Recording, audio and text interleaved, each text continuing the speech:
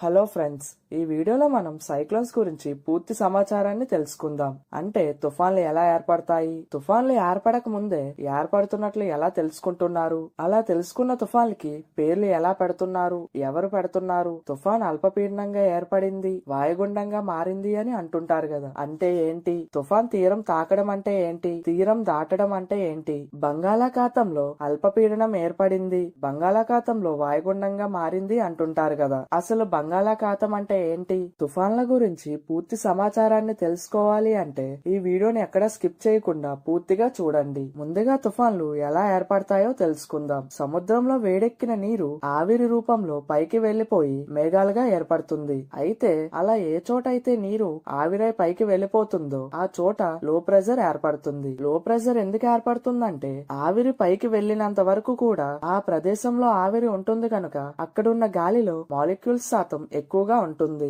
ఎక్కువ మాలిక్యూల్స్ అంటే ఎక్కువ ప్రెజర్ ఉంటుంది. కానీ ఎప్పుడైతే ఆవిరి మొత్తం పైకి వెళ్లిపోతుందో అక్కడున్న గాలి కూడా పైకి వెళ్లిపోతుంది. సో ఎప్పుడైతే గాలి లేదో గాలి మాలిక్యూల్స్ కూడా ఉండవు. సో ఆ ప్రదేశంలో తక్కువ గాలి మాలిక్యూల్స్ ఉండడం వల్ల లో ప్రెజర్ రీజియన్ ఏర్పడుతుంది. అయితే ఇప్పుడు ఆ ప్రదేశం ఖాళీగా లో ప్రెజర్ తో ఉంది. మరి దాన్ని నింపడానికి ఏదో ఒకటి రావాలి కదా. అలా ఖాళీగా లో ప్రెజర్ తో ఉన్న ప్రదేశాన్ని ఆక్రమించడానికి ఆ ప్రదేశానికి చుట్టుపక్కలున్న హై ప్రెజర్ గాలి ప్రవేశిస్తుంది. ఎందుకంటే గుర్తుపెట్టుకోండి, గాలి అనేది ఎప్పుడూ కూడా హై ప్రెజర్ ఉండే ప్రాంతాల నుండి లో ప్రెజర్ ఉండే ప్రాంతాలకి మూవ్ అవుతూ ఉంటుంది. సో ఇప్పుడు లో ప్రెజర్ ఉండే చోటికి హై ప్రెజర్ ఉండే గాలి వచ్చి చేరుకుంది. ఇప్పుడు మళ్ళీ ఆ ప్రదేశంలో ఉన్న నీరు కొత్తగా వచ్చి చేరుకున్న హై ప్రెజర్ గాలితో మిక్స్ అయ్యి మళ్ళీ ఆవిరి రూపంలో మారిపోయి పైకి వెళ్లిపోయి మేఘాలుగా ఏర్పడతాయి. అప్పుడు మళ్ళీ ఆ ఖాళీ అయిన లో ప్రెజర్ ప్రదేశాన్ని నింపడానికి చుట్టుపక్కల ఉన్న హై ప్రెజర్ గాలి వచ్చి చేరుకుంటుంది. ఇలా ఈ ప్రాసెస్ కంటిన్యూస్ గా ఒక సైక్లిక్ ప్రాసెస్ గా అలా జరుగుతూనే ఉంటుంది.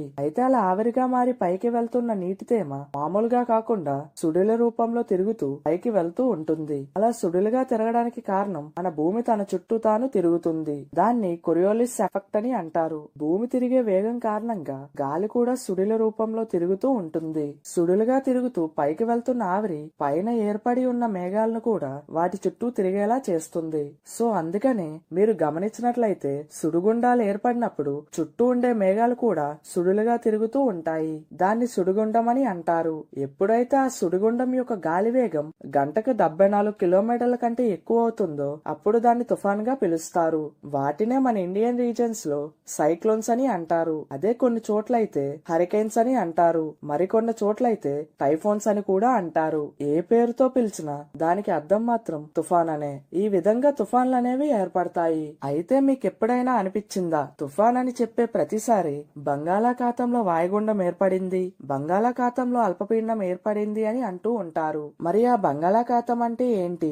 బంగాళాఖాతం అంటే ఏదో అనుకోవద్దు. బంగాళాఖాతం అంటే బే ఆఫ్ బెంగాల్ సముద్రం మాత్రమే. బే ఆఫ్ బెంగాల్ అనేది ఇండియన్ ఓషన్ లో ఒక భాగం. గోదావరి, కృష్ణా లాంటి నదులు వచ్చి అక్కడ విలీనం అవుతాయి కాబట్టి ఆ దారిని బే అని అంటారు. అదే బే ఆఫ్ బెంగాల్. ఎందుకని అస్తమానం బంగాళాఖాతం అని అంటారు అంటే ఎందుకంటే మాక్సిమం బంగాళాఖాతంలో ఏర్పడిన తుఫాన్లు మాత్రమే మన ఇండియా మీద ప్రభావం చూపిస్తాయి. మన భూమి వెస్ట్ నుండి ఈస్ట్ కి తిరుగుతూ ఉంటుంది కనుక వీచే గాలులు కూడా దానికి ఆపోజిట్ డైరెక్షన్ లో అంటే ఈస్ట్ నుండి వెస్ట్ కి ఎక్కువగా ప్రయాణిస్తాయి. అందుకనే బే ఆఫ్ బెంగాల్ లో ఏర్పడిన తుఫాన్లు వెనక్కి ప్రయాణిస్తాయి, అంటే మన ఇండియా వైపుగా ప్రయాణిస్తాయి. అట్లాంటిక్ ఓషన్ లో మొదలయ్యే తుఫాన్లని హరికేన్స్ అని అంటారు.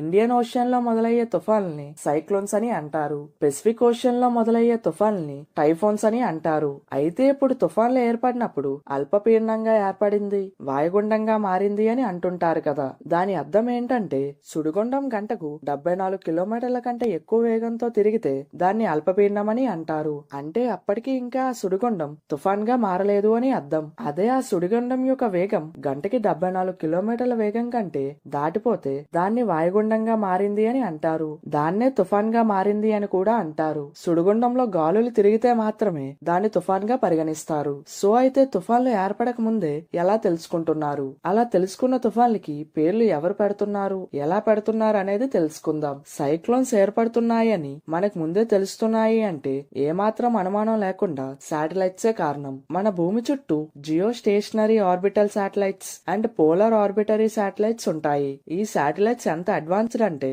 మన భూమి యొక్క వాతావరణాన్ని ప్రతి 5 నిమిషాలకు ఒకసారి స్కాన్ చేసి ఇమేజెస్ రూపంలో మెసేజెస్ రూపంలో ఇన్ఫర్మేషన్ ని పంపిస్తూ ఉంటాయి. మన భూమి యొక్క సర్ఫేస్ టెంపరేచర్ ని బట్టి, విండ్ మూవ్మెంట్స్ ని బట్టి, విండ్ మూవ్ అయ్యే డైరెక్షన్స్ ని బట్టి శాటిలైట్స్ ఇన్ఫర్మేషన్ ని సెండ్ చేస్తూ ఉంటాయి. సో ఇప్పుడు అలా కనిపెట్టిన తుఫాన్లకి పేర్లు ఎలా పెడతారు, ఎవరు పెడతారు? తుఫాన్లకి పేర్లు పెట్టడం అనేది యునైటెడ్ నేషన్స్ లో 1950 నుండే ఉంది. దాన్ని వరల్డ్ మెట్రోలాజికల్ ఆర్గనైజేషన్ అని అంటారు.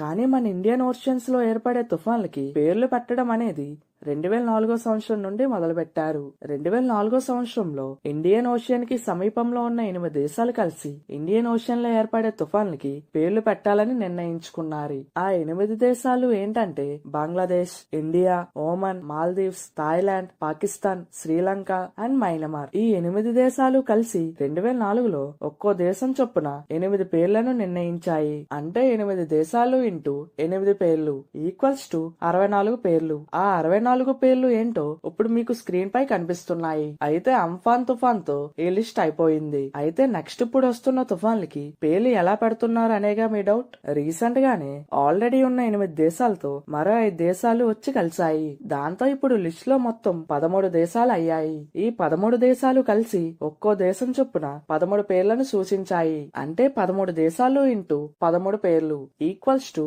169 పేర్లు. ఆ 169 పేర్లు ఏంటో ఇప్పుడు మీకు స్క్రీన్ పై కనిపిస్తున్నాయి. ఈ 13 దేశాలు కొత్తగా పెట్టిన 169 పేర్ల నుండి లైన్ గా ఒక్కో పేరుని వరుసగా తీసుకొని వచ్చే తుఫాన్లకి పేర్లను పెడుతున్నారు. ఆ విధంగా లిస్ట్ 1 లో ఉన్న పేర్లన్నీ కంప్లీట్ అయిపోయాక లిస్ట్ 2 లో పేర్లు పెడతారు. దాన్ని బట్టి రాబోయే ఇంకా 150కి పైగా తుఫాన్లకి ఈ టేబుల్లో ఉన్న పేర్లను లిస్ట్ ప్రకారం వరుస క్రమంలో పెడతారు. అయితే ఈ పేర్లేవి కూడా అంత ఈజీగా పెట్టరు. ఈ లిస్ట్ లో ఉన్న ఒక్కో నేమ్ కి ఒక్కో అర్థం ఉంటుంది. ఎవరి ఇతర దేశాలను కానీ మతాలని కానీ కులాల్ని కానీ కించపరచని విధంగా ఈ పేర్లను పెడతారు. సో ఇప్పుడు తుఫాన్ తీరం తాకడం అంటే ఏంటి, తుఫాన్ తీరం దాటడం అంటే ఏంటో తెలుసుకుందాం. చాలా మంది తీరం తాకడం అంటే తుఫాన్ మొదలైంది అని, తుఫాన్ తీరం దాటడం అంటే తుఫాన్ ఆగిపోయింది అని అనుకుంటారు. కానీ నిజానికి దాని అర్థం అది కాదు. తుఫాను తీరం తాకడం అంటే సముద్రంలో ఉన్న తుఫాను నేలను తాకింది అని అర్థం. ఈ టైంలో తుఫాన్ బోత్ సముద్రం మరియు భూమిపై కూడా ఉంటుంది. కానీ తుఫాన్ తీరం దాటడం అంటే దాని అర్థం